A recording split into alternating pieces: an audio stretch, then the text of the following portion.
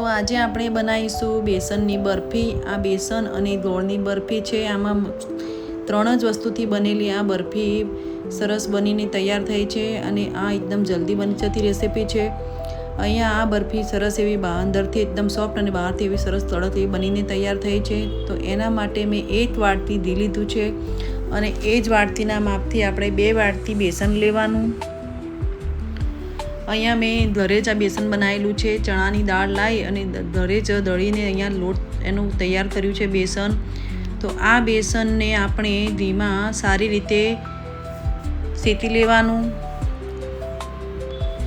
આને સતત હલાવતા જઈ અને એવી સારી રીતે શેકવાનું।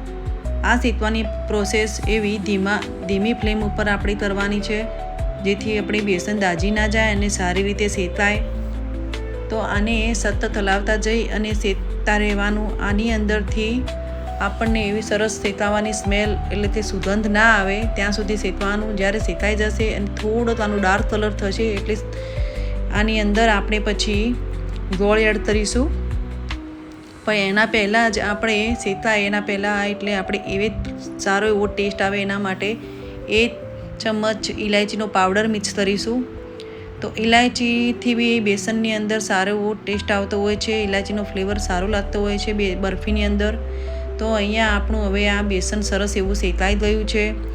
તો અહીંયા આપણે પહેલેથી જ કટ કરેલો એવો ગોળ લઈ લઈશું 1 વાટકી। તો આ ગોળથી બરફી બનાવીશું જેથી ખાવામાં હેલ્ધી રહે। અને આ ગોળ આપણે બેસન અહીંયા ગરમ છે તો ગોળ અંદર જલ્દી પીગળી જશે। તો અહીંયા ગોળ મેલ્ટ થાય ત્યાં સુધી જ શેકવાનું। અને આ દેશી ગોળ છે જેથી આપણે બરફીનો કલર બી ચેન્જ થઈ જશે। અહીંયા બરફીનો થોડો કલર ડાર્ક એવો થઈ જશે પણ એ ખાવામાં બહુ જ સરસ એવો લાગે છે। તો અહીંયા આપણી બરફી અહીંયા સરસ એવી તૈયાર થઈ ગઈ છે। તો એ જ થાળીમાં આપણે પહેલેથી ઘી લગાવી લેવાનું અને આ બરફીને આપણે અંદર ફેલાઈ દઈશું થાળીની અંદર સારી રીતે। આ બરફી પતલી એવી સરસ બનીને તૈયાર થશે અને સરસ એવી લેયરમાં ફેલાઈ દેવાનું। અને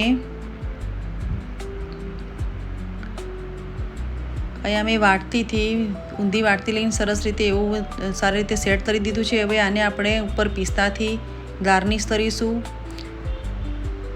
અને આ બરફીને આપણે થોડું 5-10 મિનિટ થોડું ઠંડુ પડવા દઈશું।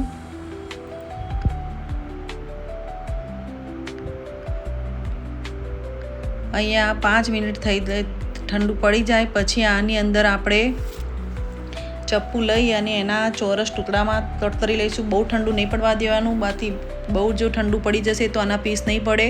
તો બસ 5 થી 10 મિનિટ થોડું ઠંડુ થાય એટલે આપણે આના પીસ કરી લઈશું।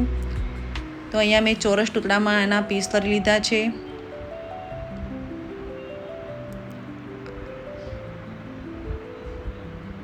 તો હવે આપણે થોડું કલાક એવું ઠંડુ પડવા દઈશું એટલે સરસ એવા આપણા પીસ રહે અને કડક થઈ જશે।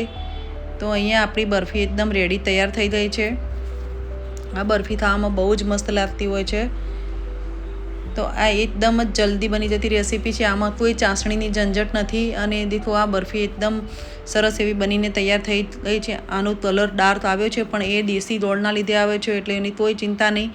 પણ આ સરસ એવી સોફ્ટ થઈ ગઈ છે બરફી, અંદરથી સોફ્ટ અને બહારથી કડક એવી આ બરફી બનીને તૈયાર થઈ છે। આ રીતે તમે જો એકવાર બરફી બનાવશો ગોળની અંદર તો બહુ જ સરસ લાગતી હોય છે આ બરફી। દેખો કેટલી સરસ અંદરથી એકદમ સોફ્ટ અને બહારથી કડક એવી બરફી બનીને અહીંયા તૈયાર થઈ છે।